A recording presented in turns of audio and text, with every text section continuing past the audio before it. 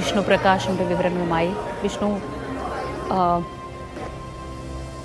സലീം കുമാറിൻ്റെ അടുത്ത സുഹൃത്തുക്കൾ, സഹപ്രവർത്തകർ, ഇവരെയൊക്കെ ദൃശ്യങ്ങളിൽ കാണാം. ഇപ്പോഴും അങ്ങോട്ടേക്ക് ആളുകൾ വന്നുകൊണ്ടിരിക്കുകയാണ്.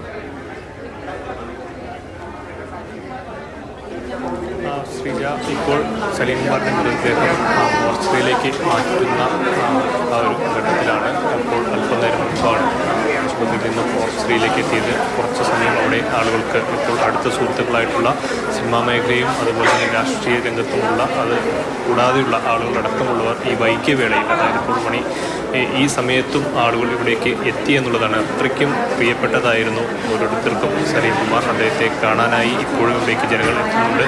അവരോടൊപ്പം എന്തായാലും ഇനി ഇവിടെ മൃതദേഹം അങ്ങനെ പൊതുദർശനത്തിന് വയ്ക്കുന്നതായിട്ടുള്ള ഒരു അറിവുമില്ല. നാളെ രാവിലെയോട് കൂടിയാണ് 8 മണിക്കാണ് മൃതദേഹം ബന്ധുക്കൾക്ക് വിട്ടുകൊടുക്കുക. 7:45 കൂടി ഇവിടെ ഈ ആളുകൾക്ക് കാണാവുന്ന ചെറിയൊരു സൗകര്യം ഉണ്ടാക്കി കൊടുത്ത ശേഷം 8 മണിയോട് കൂടി ബന്ധുക്കൾക്ക് വിട്ടുകൊടുക്കും. ഇപ്പോൾ സിനിമാ രംഗത്തു നിന്നുള്ള സലീം കുമാറുമായി അത്രയും അടുപ്പമുള്ള നാദിർ ഷാ തുടങ്ങിയ ഒരുപാട് കലാകാരന്മാർ തുടക്കകാലം തൊട്ട് സലീം കുമാറിൻ്റെ തുടക്കകാലം തൊട്ടില്ലെങ്കിൽ അവർ ഒരുമിച്ച് ഈ ഒരു മിമിക്രി രംഗത്തേക്ക് വന്ന ആളുകളായിട്ടുള്ള ആളുകളൊക്കെ അത്തരമുള്ള ആളുകളൊക്കെ വന്നിട്ടുണ്ട് ഇവിടേക്ക്. തന്നെ സലീം കുമാർ രാവിലെ ഡയാലിസിന് എത്തുമ്പോൾ തന്നെ കുടുംബത്താണ് വന്നത്. പിന്നീട് മക്കളും അതുപോലെ തന്നെ ഭാര്യയും അടക്കമുള്ള ആളുകളൊക്കെ ഇവിടെ ഉണ്ടായിരുന്നു.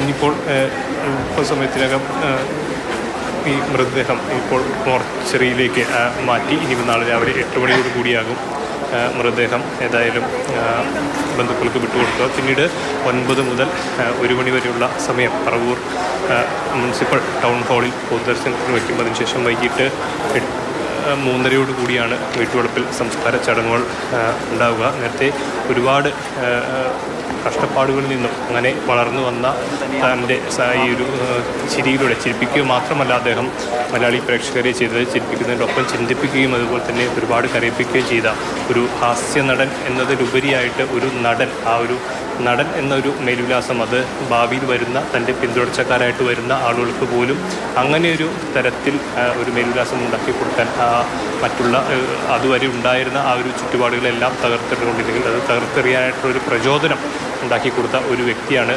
അതുപോലെ തന്നെ നേരത്തെ സൂചിപ്പിച്ചതുപോലെ തന്നെ പല ഭാഗങ്ങളും അത് സാമൂഹികമായിട്ടും അത് രാഷ്ട്രീയ രംഗത്തൊക്കെ വളരെ സജീവമായി നിന്ന ഒരു വ്യക്തിത്വം കൂടിയാണ്. ഇപ്പോൾ ഏറ്റവും ഒടുവിലായി നമുക്ക് മുഖ്യമന്ത്രി വി ഡി സതീശൻ്റെ ആ ഒരു അനുമോദന ചടങ്ങിൽ പറവൂർ പൗരാവലി നൽകിയ ആ സ്വീകരണത്തിലും അദ്ദേഹം എത്തിയിരുന്നു. മോഹൻലാൽ അടക്കമുള്ള താരങ്ങൾ എത്തുമ്പോൾ അവിടെയും മുൻനിരയിൽ തന്നെ സലീം കുമാർ ഉണ്ടായിരുന്നു. നേരത്തെ ഈ തെരഞ്ഞെടുപ്പ് കൺവെൻഷൻ ഉദ്ഘാടനം ചെയ്യാനായി VM സുധീരൻ എത്തുമ്പോഴും അവിടെയും സലീം കുമാർ വളരെ സജീവമായി തന്നെ വി ഡി സതീശൻ്റെ ഓരോ പരിപാടികളിലും രാഷ്ട്രീയ പരിപാടികളിലടക്കം ഉണ്ടായി തൻ്റെ നിലപാട് ആരെയും കൂസാതെ അത് മുഖത്ത് നോക്കി തുറന്നു പറയുകയും പിന്നീട് തിരുത്തേണ്ട കാര്യങ്ങളാണെങ്കിൽ അത് തിരുത്തി തന്നെ മുന്നോട്ട് പോയ അങ്ങനെയുള്ള ഒരു വ്യക്തിത്വമാണ്. ഏതായാലും മലയാള സിനിമയ്ക്ക് അത് ഒരു വലിയ തീരാനഷ്ടം തന്നെ. നേരത്തെ ഒരുപാട് ഹാസ്യതാരങ്ങളായിട്ടുള്ള അല്ലെങ്കിൽ അത്തരമുള്ള നടന്മാരുമൊക്കെ ഉണ്ടായിരുന്ന ആ ഒരു അതിൻ്റെ ഒരു ഗണത്തിലേക്ക് വളർന്നു വന്ന ഒരു കലാകാരനാണ്, അല്ലെങ്കിൽ തന്നെ സ്വയം വളർത്തിയെടുത്ത ഒരു കലാകാരനാണ് സലീം കുമാർ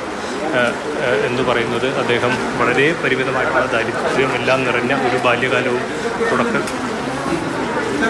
രമേശ് പിഷാരടി ഇവിടെ എത്തിയിട്ടുണ്ട്. നേരത്തെ പാലക്കാട് MLA ആയിരുന്നു. വളരെ സജീവമായി ഒരു വളർച്ചയിലൊക്കെ പങ്കാളിയായിട്ടുള്ള ആളും കൂടിയാണ്